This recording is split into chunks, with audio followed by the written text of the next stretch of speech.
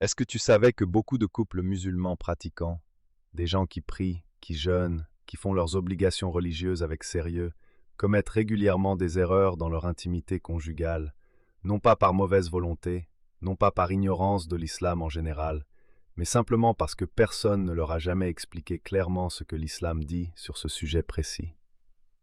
Est-ce que tu savais que certaines choses que des couples font dans leur chambre, en pensant qu'elles sont totalement permises, sont en réalité interdites selon des preuves claires du Coran et de la Sunna, et que d'autres choses qu'ils s'interdisent par fausse pudeur ou par culture sont en réalité totalement permises et même encouragées par notre religion? Et est-ce que tu savais que ne pas connaître ces règles peut non seulement affecter la validité spirituelle de certains de vos actes, mais aussi priver votre mariage d'une dimension de baraka et de bénédiction que Allah a voulu spécifiquement pour les époux qui respectent ses limites? Aujourd'hui, je vais te donner les 10 règles islamiques fondamentales que tout couple musulman doit connaître et vérifier avant tout rapport intime. 10 règles tirées directement du Coran, de la Sunna authentique et du consensus des savants. Reste jusqu'à la fin, parce que certaines de ces règles vont peut-être te surprendre. Assalamu alaikum wa rahmatullahi wa barakatuh, mes chers frères et sœurs. Bienvenue. Je suis vraiment content de vous retrouver aujourd'hui pour un sujet qui est à la fois extrêmement important et extrêmement mal connu dans nos communautés. L'intimité conjugale en islam est un domaine que Allah a encadré avec sagesse, avec miséricorde et avec une connaissance parfaite de la nature humaine. Ces règles ne sont pas des restrictions arbitraires, ce sont des guidances divines qui protègent les époux, bénissent leurs relations et élèvent un acte naturel au rang d'ibada, d'acte d'adoration. Si tu es nouveau ici, abonne-toi à la chaîne Imagination Polie, parce que nous parlons ici des sujets qui comptent vraiment dans ta vie quotidienne, avec la clarté et le sérieux que l'islam mérite. Active la cloche pour ne rien manquer. Et maintenant, entrons dans ces 10 règles fondamentales. Avant de commencer, je veux établir une base conceptuelle importante que tu dois garder à l'esprit pendant toute cette vidéo. En islam, le rapport intime entre époux légitimes est une ibada. C'est un acte d'adoration. Le prophète, paix et salut sur lui, a dit dans un hadith rapporté par Muslim que dans le rapport intime de l'un de vous avec son épouse, il y a une sadaka, une aumône. Les compagnons, étonnés, ont demandé « Ô messager d'Allah, l'un d'entre nous satisfait son désir et il y a une récompense pour cela ?» Et le prophète a répondu « Si vous le faisiez dans ce qui est interdit, n'y aurait-il pas un péché? De même, si vous le faites dans ce qui est permis, il y a une récompense. » Cet acte, fait dans le cadre islamique correct, avec les bonnes intentions et en respectant les règles que nous allons voir, rapporte des récompenses à Allah.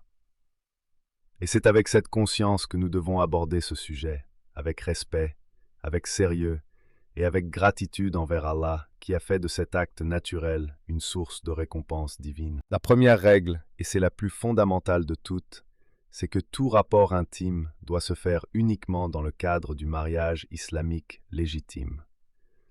Cela peut sembler évident, mais je veux l'établir clairement parce que tout le reste que nous allons dire dans cette vidéo repose sur cette base.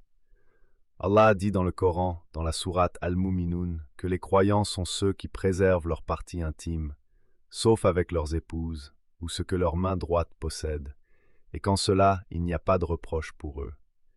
Et Allah ajoute que ceux qui cherchent au-delà de cela sont des transgresseurs. Le mariage islamique est le cadre sacré que Allah a créé pour que cet acte soit permis, béni et récompensé.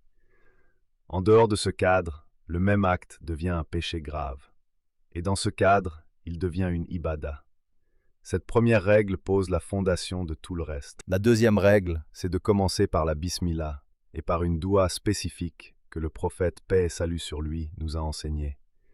Et cette règle est rapportée dans Bukhari et Muslim, dans un hadith que Ibn Abbas, que Allah soit satisfait de lui, a transmis. Le prophète a dit que si l'un de vous, avant de s'approcher de son épouse, dit Bismillah, Allahumma janibna ash-shaytan wa janib ash-shaytana ma razaqtana, c'est-à-dire au nom d'Allah, ô Allah, éloigne-nous du shaytan et éloigne le shaytan de ce que tu nous accorderas comme enfant, et qu'un enfant est conçu à ce moment-là, le shaytan ne pourra jamais lui nuire. Cette doua n'est pas une simple recommandation, C'est un enseignement prophétique direct et authentique qui protège l'enfant conçu de l'influence du shaitan depuis le premier instant de son existence. Et elle rappelle aux époux que même dans leur moment le plus intime, Allah est présent, non pas comme un observateur gênant, mais comme le protecteur et le pourvoyeur qui bénit leur union et son fruit. Combien de couples musulmans connaissent cette doua? Combien la pratiquent régulièrement? Cette connaissance seule vaut que tu aies regardé cette vidéo jusqu'au bout. La troisième règle, c'est de s'abstenir totalement de tout rapport intime pendant les menstruations de la femme.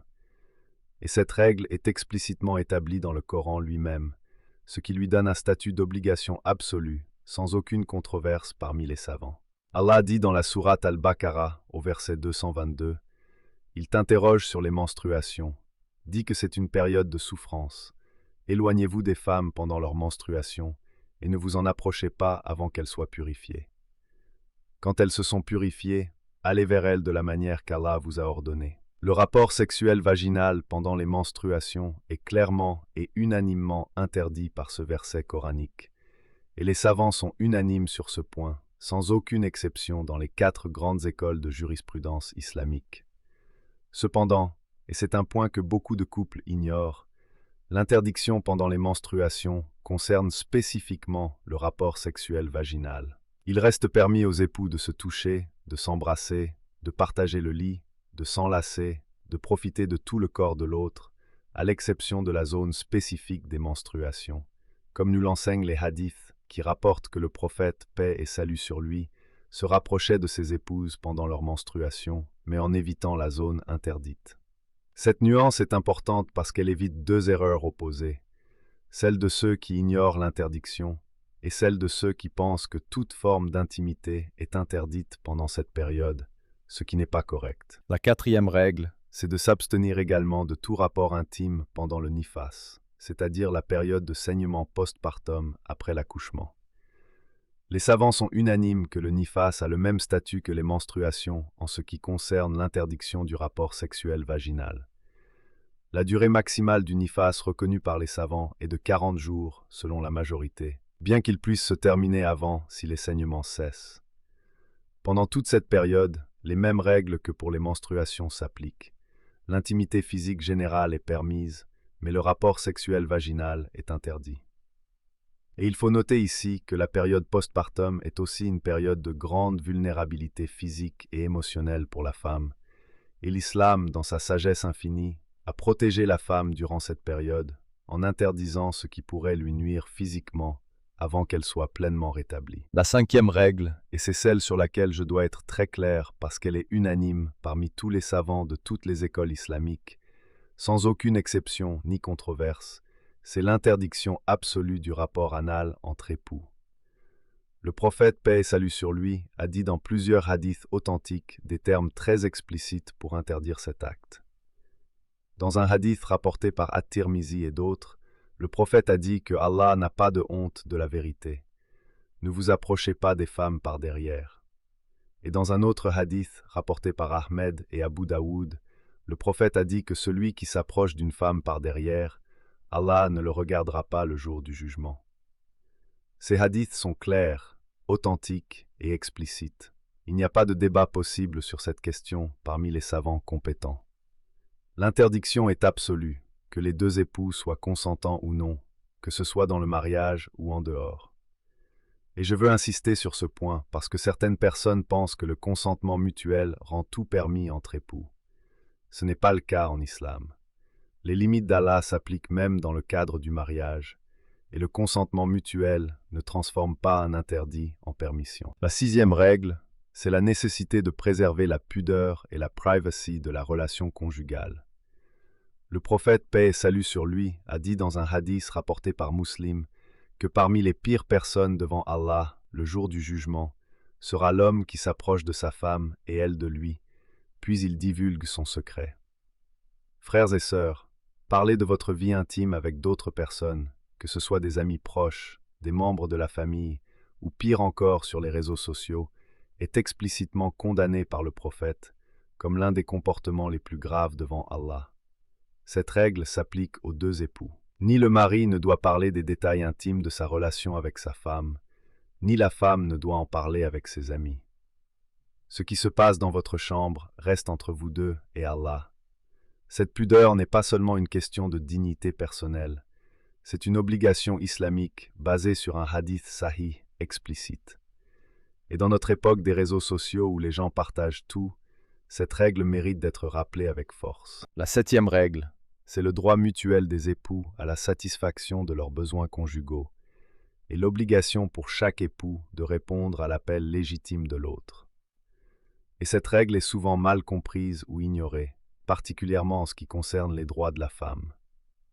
Le prophète, paix et salut sur lui, a dit dans un hadith rapporté par Bukhari que si un homme appelle sa femme à son lit et qu'elle refuse, et qu'il passe la nuit en colère contre elle, les anges la maudissent jusqu'au matin. Ce hadith est souvent cité pour rappeler à la femme ses obligations envers son mari. Et oui, c'est une obligation islamique sérieuse. Mais la réciproque existe aussi. Le mari a l'obligation de traiter sa femme avec douceur et bienveillance dans l'intimité, de prendre en compte ses besoins et ses limites, et de ne pas la négliger dans ce domaine. Le prophète, paix et salut sur lui, a dit que le meilleur d'entre vous est celui qui est le meilleur envers sa famille. Et être bon envers sa famille inclut absolument cette dimension de la relation conjugale. L'islam reconnaît que les deux époux ont des besoins légitimes dans ce domaine et que les deux ont des obligations mutuelles de les respecter. La 8e règle, c'est l'obligation de faire le ghusl, la grande ablution rituelle, après tout rapport intime complet. Allah dit dans le Coran dans la sourate Al-Maïda, « Et si vous êtes en état de janaba, purifiez-vous. » Le ghusl après le rapport intime est une obligation islamique absolue, unanimement reconnue, qui conditionne la validité de la prière, du toucher du Coran et d'autres actes d'adoration. Sans ce ghusl, la personne reste en état de janaba et ne peut pas accomplir ses actes d'adoration. La façon minimale, islamiquement valide de faire ce ghusl est de faire l'intention, de dire la bismillah, de faire une ablution complète, puis de faire couler l'eau sur tout le corps en commençant par la tête. Il est préférable de suivre la méthode plus complète que nous décrivent les hadiths. Et je veux mentionner ici une chose pratique importante. Il est permis de retarder le ghusl si on a besoin de dormir avant de le faire, mais il faut le faire avant l'heure de la prière suivante. Le prophète, paix et salut sur lui, dormait parfois avant de faire le ghusl, comme nous l'enseignent les hadiths rapportant ses pratiques personnelles. Donc si tu es fatigué après le rapport intime, tu peux dormir, mais fais le ghusl avant ta prochaine prière. La 9e règle, c'est la permission totale et large que Allah a accordée aux époux dans les actes intimes à l'intérieur des limites que nous venons de définir. Et je veux insister sur cet aspect parce que beaucoup de couples se restreignent inutilement à cause de fausses croyances culturelles qu'ils prennent pour de la religion.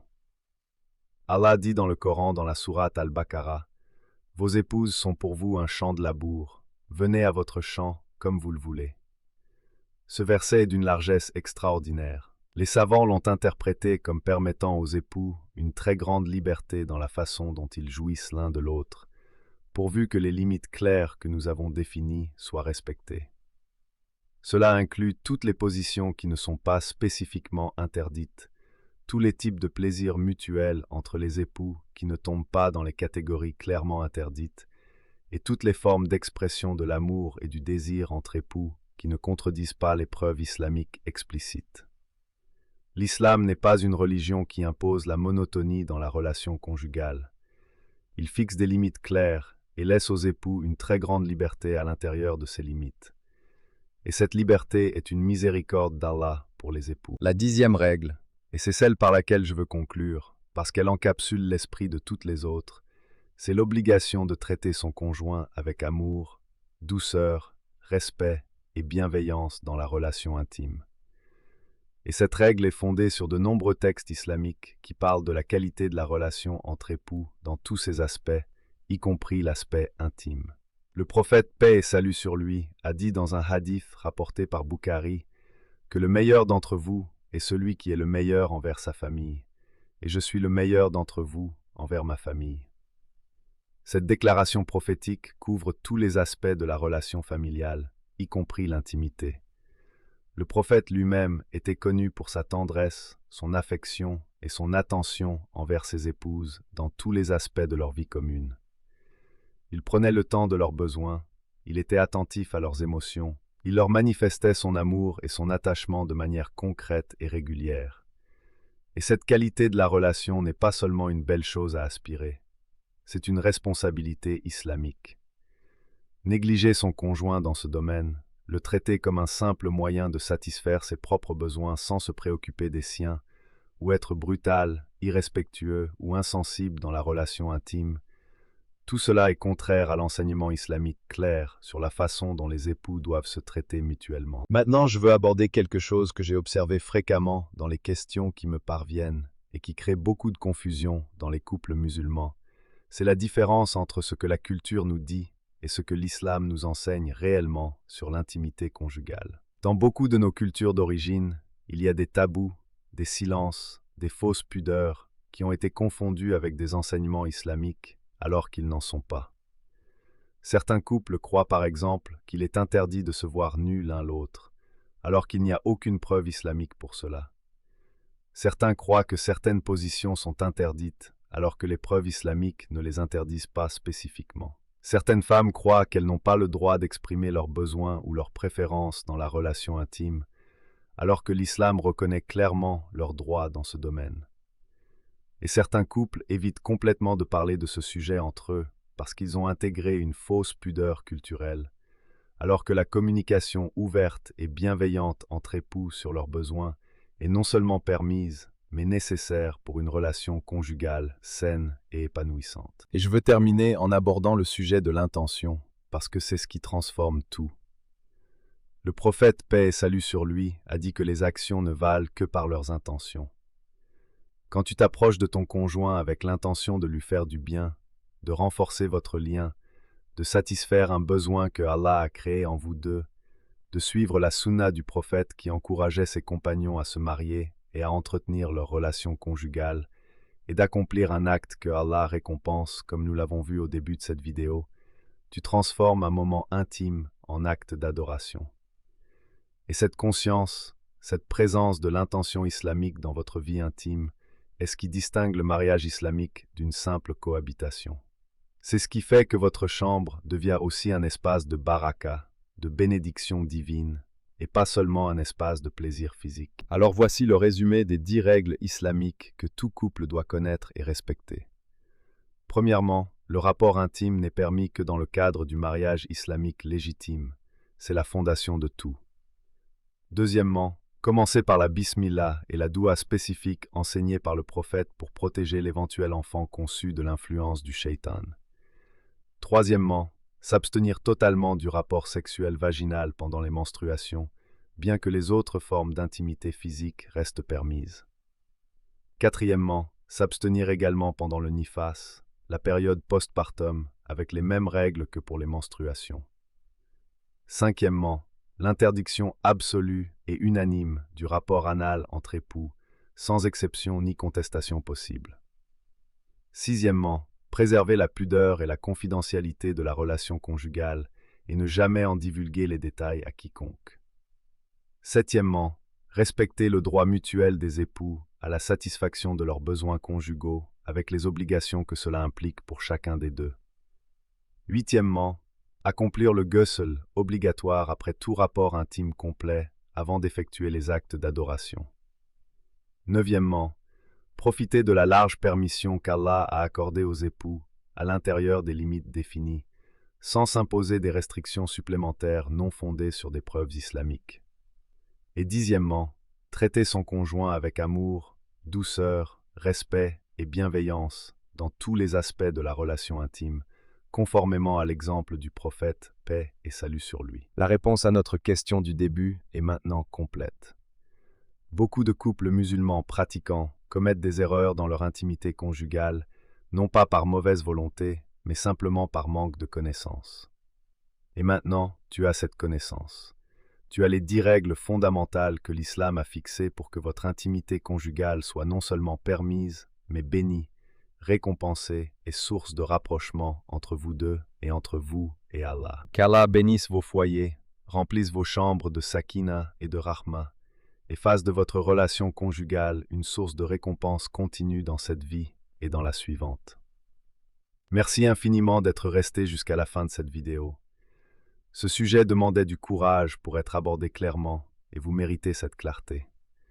Si cette vidéo vous a aidé, partagez-la avec les couples de votre entourage, parce que cette connaissance est un cadeau précieux pour tout foyer musulman. Abonnez-vous à la chaîne Imagination Polie pour plus de contenu qui éclaire votre vie quotidienne avec la lumière de l'islam. Et rappelez-vous toujours que Allah a fait du mariage islamique un chemin vers le paradis. Alors marchons sur ce chemin avec connaissance, avec amour et avec la conscience permanente de sa présence. Assalamu alaikum wa rahmatullahi wa barakatuh.